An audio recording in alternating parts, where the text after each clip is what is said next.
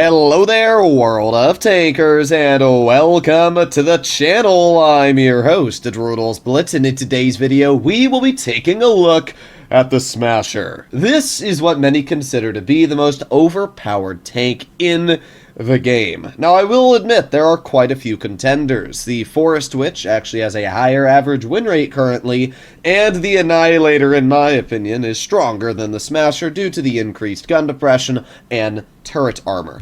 But that does not take away from this tank's capabilities. This vehicle features a 150mm cannon, dealing 640 damage per shot, has over 275 mils of heat pen, which is actually getting buffed next update, and features just an absolutely monstrous HE alpha of 960. When you pair this with the fact the tank's fairly mobile and actually has decent aiming time and damage per minute, there's no wonder why this is quite an overpowered tank. Now, the reason I'm making a video on this vehicle today is because of the fact you can get it in a Smasher draw, and we can actually take a look at how much it costs for each try. Now, I've added up everything here, and it's about 15,000 gold to get your hands on the Smasher. The cost of that, well, it's really up to you whether you think 15,000 gold is worth it. If you make your way over to the gold options right now and you haven't gotten the double gold bundles, you can get 15,000 gold for around $30 US. So it's not cheap, but to be fair, it is one of the most overpowered tanks. So I don't really think the price tag is necessarily the biggest issue. This vehicle is not in crates, and it's one of the first times we've seen the Smasher sold outside of crates in literally years since the first time it was actually released into the game.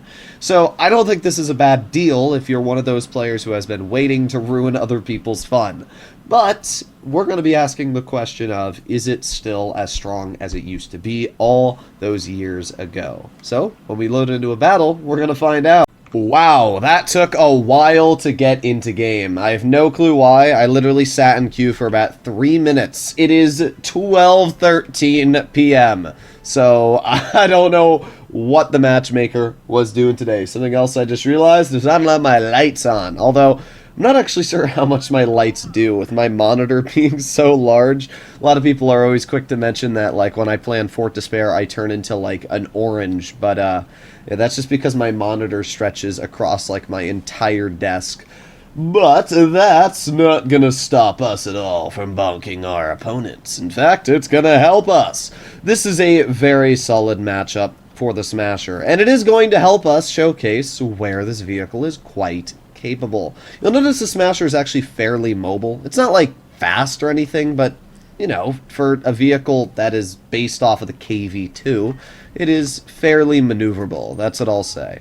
So we're gonna chill like right in this position here. I feel like this is a very good position to get some early game. Oh, he was gonna give me. I should have just kind of snapped it, but I think he'll poke it again. Yeah, there you go. And bonk, 700 damage off of the KV1S. I don't think he liked that, going to be honest. And that's what the Smasher does. I mean, yeah, I aimed in probably a bit longer than I needed to there, but I like to confirm my kills. And that one was quite confirmed. Well, we got the KV1S. He's a goner. We have the KV2 in the back, and the KV2 just got shot to 650 health, which is a rather shame for him. Oh, now he's just a one-shot for us, so we're just going to wait. 3, 2, 1, and bonk. There you go. Yeah, some very challenging gameplay coming from the Smasher here. We got a bounce for 160. That's most likely the Rover. In fact, I think that's the only tank on their team that has that low of a damage per shot. But that doesn't really matter to me. We're going to get to the rear of the, well, yeah, the Skoda T45 and finish him off. That Rover can no longer see me. Neither can the Tiger 1, so that's not that big of a deal. We're just going to move up over here, and, oh, look at that. We got a Sturm Mill in front of us. Aiming, aiming, aiming. Aw, only 408. To be fair, that's still 400 damage into a tank, but he might hit us back a little bit harder. Oof, we did not get hit back harder. That was very, very lucky. I will admit that right now. We got the Sturm Mill, who still wants to poke me, and you know what? If you want to poke me, you're going to regret it. You're dead now. I mean, this tank is just stupid. I'm not even really trying, and over here we're at almost 3,000 damage. The entire enemy team is dead. Really, the only tank left is the Rover. Alright, well, let's see if we can get a shell into his vehicle. Let's see, where is the rover going to go? Well, he's going to run. That's obviously pretty common sense. It looks like, especially since he put on his speed boost, he might either try and run down this road here or all the way into town. Let's see. Let's see. Where is he going to go? Well, I don't think he has much of a choice at this point. He's kind of boxed himself in over here, hasn't he? Interesting. Yeah, I'm not sure how this is going to work out for you. Come here, Mr. Rover. Oh, boy. Oh, boy. I can't. I thought it was gonna, like, not pen him with the HE, but we just snapped it right into the cheek of his turret, and that was the end of his vehicle. 3,830 damage in our first game, and if you don't think this was our first game, well, there you go. The last battle I played was in the Foch with my friend in Tune yesterday, so it's not very hard to do well on a Smasher. I mean, it might be for some people out there. A lot of people that end up buying this tank think that it's going to make them do better in battles. And if you're sub 50%, sure, you might increase your win rate by a % or two, but it's not going to make you a better player. When you go up to tier 10 or tier 9 or tier 8 in any other vehicle, you're still probably going to do what you did before, maybe even worse, because this tank gives you that sense of, I can do whatever I want. And that's just not how the normal Blitz gameplay is. And to be fair, there's a lot of people I see out there that aren't very good at the game, that don't do very well in these tanks. And at that point, you're still not doing that well. If you're a Smasher player and you're only going 50% win rate when you should be going like 60 to 70% in this vehicle, well, yeah, I don't know what else to say. This match was a bit quicker to load into. This is another solid matchup, though. We got tier 7s and 6s up against us. It's probably because I haven't played too many battles in this vehicle, so it's still giving me new tank matchmaking. But I'm not going to complain. I think it's a good showcase of why the Smasher is quite an overpowered vehicle. A lot of people, say, the Smasher's not that OP anymore, but that is far from the truth. This vehicle is just as strong as it's always been, because at the end of the day, there's really no other vehicles that impede on the alpha damage it has. 640 damage per shot and 560 on the heat is incredibly high. I mean, vehicles like the Waffle and Grill in Tier 10 had 640 alpha, and Wargaming literally nerfed it for, like, no reason. And this takeover here, I mean, it's just stupid. Now, to be fair, we did just lose about all of our health, actually, because we decided to try and make a play. How fun. But that's just unfortunate. That's really not the tank's fault. Let's see. I guarantee that the Hellcat is going to try and poke that again.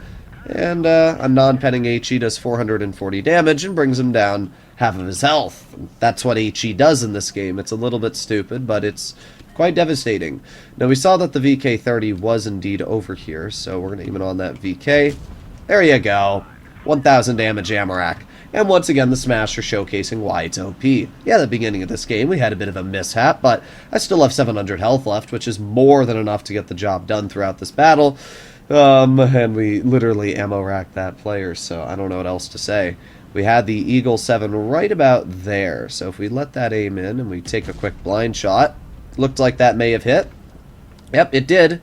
That Eagle 7 is definitely lower than he was before, so I'm expecting, yep, and we got the Destruction Assistant, so we definitely hit the Eagle 7. Here, you want to see a little fun fact about the KV-1S? We can actually pen its lower plate with an HE shell, although that didn't do anything.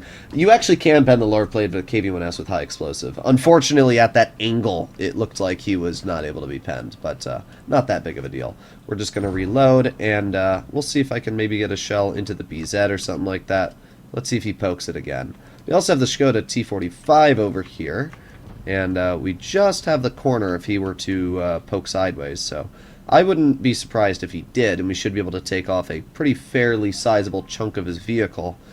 Is he going to poke it, though? Doesn't look like he is, actually. Oh, there you go. 604 damage off of his tank. That's over a third of his HP. And now we put on our adrenaline and reload. Alright, well, we got the BZ in front of us, and that's a pretty easy clear if you ask me. Let's just drive out a little bit like this. Actually, I don't really want to bleed my health to the BZ, especially with the Skoda in front of us. So let's just shoot the Skoda.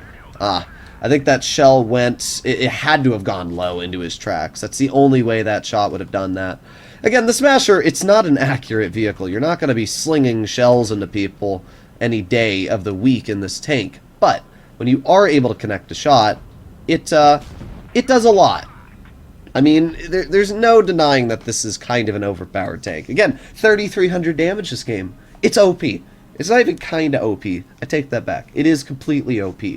I played like an absolute ape again this game. Drove out in the open and still did 3,300. And if we take a look again, these were back-to-back battles. You can see in total I have played 8 games in the Smasher, 90% win rate with 2,800 average. I mean, it's just a stupid tank. It really is. So if you want to ruin other people's fun and you want an overpowered tank, and this is what you've been waiting for, then go ahead and get it. It is quite the pick. So I'm not going to say it's not worth 15,000 gold, because it really depends on what you're looking for. If you are wanting the most overpowered vehicle in the game, then yeah, it is worth 15,000 gold. If this is just a tank that you don't care too much about, then no, it's not worth 15,000, and I'd much rather recommend you to get a tier 10, something obviously more along the lines of a Concept 1B, which is pretty close in price. So it's really down to what you personally are looking for. Let me know in the comments down below what you think, and I'll see you in the next one. Bye-bye.